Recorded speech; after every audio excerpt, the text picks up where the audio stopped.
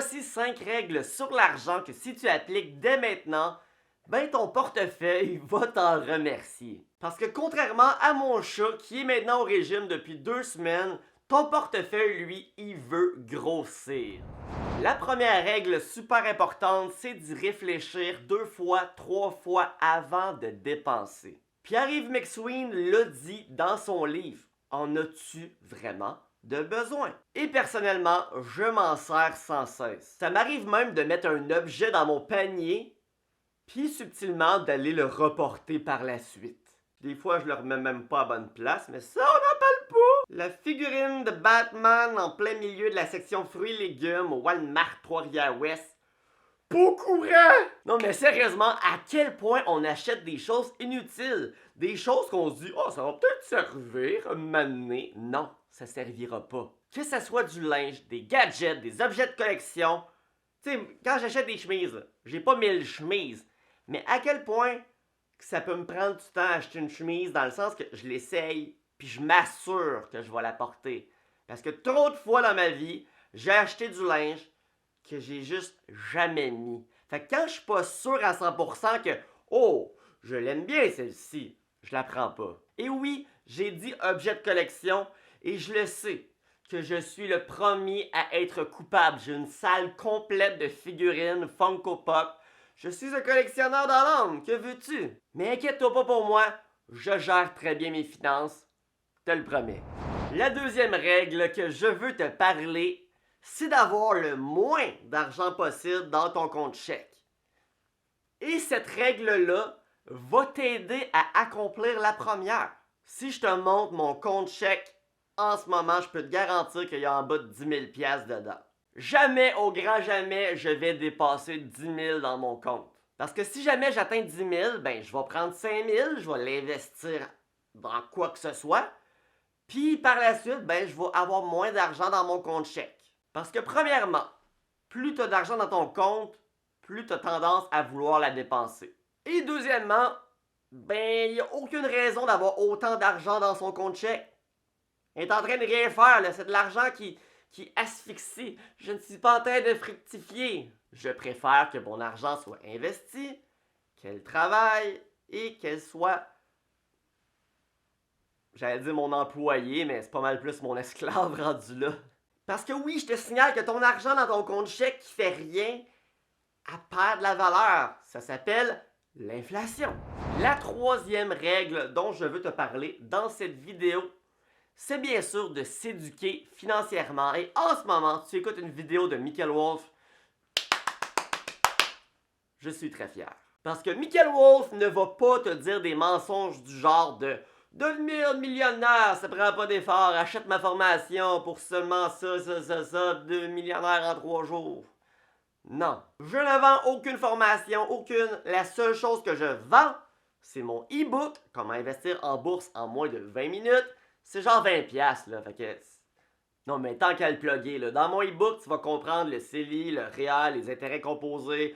Je vais t'expliquer exactement c'est quoi ma stratégie à moi pour investir avec des exemples concrets. C'est 20$. Fait que, hey, j'ai dépensé des milliers de dollars dans des cours à l'université qui m'ont appris pas mal moins que ça. Non, mais sérieusement, il faut que tu t'éduques. Faut que tu t'apprennes. Là. Je vois tellement de monde qui pose des questions, des fois, je suis comme, ils n'ont rien compris. Vouloir prendre tes finances en main, c'est déjà un début. Bravo. La quatrième règle que je veux te parler. Les petites princesses de ce monde vont pas être contentes, mais c'est d'acheter usagé. Du moins, quand tu commences dans la vie. Une fois que tu as bien du cash, là, je suis pas en train de te dire que tu es millionnaire, tu continues d'acheter une table usagée. Non. Mais au moins, quand ton but c'est de construire justement quelque chose, c'est pas le moment d'aller acheter une table de salon à 3000$. Qu'est-ce que c'est ça? Puis quand je dis d'acheter usagé, là, le monde souvent, il s'imagine du vieux stock dégueulasse. Là. Je suis pas en train de te dire d'aller acheter chez les bougons. Là. Non, il y a plein de monde super propre. Exemple, un gars, une fille qui se mettent en couple, puis il y en a un des deux qui déménage avec l'autre, donc il faut qu'il se départisse de tous ses meubles. C'est une belle occasion, ça. Une belle occasion en or. Chez nous, j'ai tout acheté usagé. La vaisselle, table de bureau, mon poêle, laveuse sécheuse. La seule chose que j'ai acheté neuf, c'est mon lit. Parce que dans le temps, j'avais une blonde qui avait déménagé chez nous, puis on avait décidé de garder son lit. Donc moi, je m'étais débarrassé de mon lit, de ma base de lit, pour une modique somme justement de 50$ genre. Là. Tu sais, la personne qui l'a pris, c'était une belle aubaine pour elle. Là. Puis finalement, ma blonde dans le temps, mon ex, ben il repartit avec son lit, fait qu'il a fallu que je m'en rachète un neuf. Pas parce que j'ai pas vérifié s'il y en avait des usagers, mais on s'entend quand on parle d'un lit, tu peux pas être super patient, là. Tu regardes un peu à 2-3 endroits, il y en a pas à vendre, ben ça me prend un lit. Fait que j'en avais acheté un neuf. Il m'avait coûté, je pense, genre 1300-1400$ en tout, là. C'est pas mal 1250$ de plus que ce que j'avais vendu mon lit, ça. Puis en plus, j'ai pas fait ma diva, là. J'ai acheté genre chez Dormez-vous, pas mal dans les moins chers, là. Fait que la morale de l'histoire, c'est que l'amour, ça coûte cher.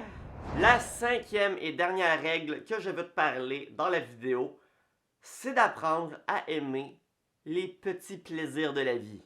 Et quand je dis petits plaisirs de la vie, je dis ce qui coûte pas cher. J'ai pas d'études scientifiques à te démontrer, mais, tu me diras si t'es d'accord avec moi, j'ai quand même fait un certain niveau de corrélation entre les gens qui font des activités qui coûtent cher et leur niveau d'endettement. Non, mais sérieusement, si tout ce que t'aimes dans ta vie, ça coûte de quoi, ça coûte cher, bien évidemment, tu dépenses gros, là, c'est normal. Peut-être qu'au final, ta passion, c'est tout simplement de dépenser. Si tu as présentement une passion qui te coûte la peau des fesses, sache que c'est possible de découvrir des nouvelles passions. Moi, je suis chanceux. Une des façons que je préfère passer mon temps, c'est les jeux vidéo, les jeux de société, la télévision, les shows, l'humour, l'internet, tout ça, ça coûte pas grand-chose. Et autant que parfois je vois des gens chialer sur le prix d'un jeu vidéo, j'en reviens pas, le jeu coûte 100$, la console coûte 700$, ça n'a pas d'allure. T'es sérieux, là? J'ai été voir Diablo 4, j'ai 32 jours de jouer en 6 mois. Diablo 2 Resurrected, 108 jours de jouer en 2 ans. C'est 2592 heures, ça, que j'ai joué. Fait que si on fait des mathématiques, 100$ divisé par 2592, c'est même pas 4 cents de l'heure. C'est une bonne moyenne, là. C'est pas super, je trouve. En dessous, puis une activité de 50$, plus 40$ le gaz, 30$ le resto. 4 cents de l'heure. Pas super. Non, mais sérieusement, si t'as envie de t'enrichir, faut que t'apprennes à dépenser moins, à économiser plus, puis à investir davantage. Si ton but, c'est d'atteindre ta liberté financière, t'as des sacrifices à faire. C'est clair. Faut donc que tu apprennes à devenir plus minimaliste. Moi, je me considère comme un gars extrêmement passionné sur plein de sujets. Il y a plein d'affaires qui me passionnent. Mais j'aime tellement de choses qui coûtent rien. Je fais de la musique, je joue à des jeux vidéo, j'écoute des films, des séries, je joue à des jeux de société, je regarde des vidéos sur YouTube, je regarde des streams, je crée du contenu, j'écoute de l'humour, des podcasts. Il y a tellement de choses que tu peux faire qui sont gratuits ou presque gratis. Apprendre! Il y a tellement de choses à apprendre. Moi, tu me mets en prison avec un ordinateur, Internet, puis la seule différence, c'est que j'aurais plus besoin de me faire à manger. Crème. Ça va être cool, ça? Nah, ben repenser là, que la shape que j'ai. Moi, en prison, c'est pour ça que je n'enfreins pas la loi.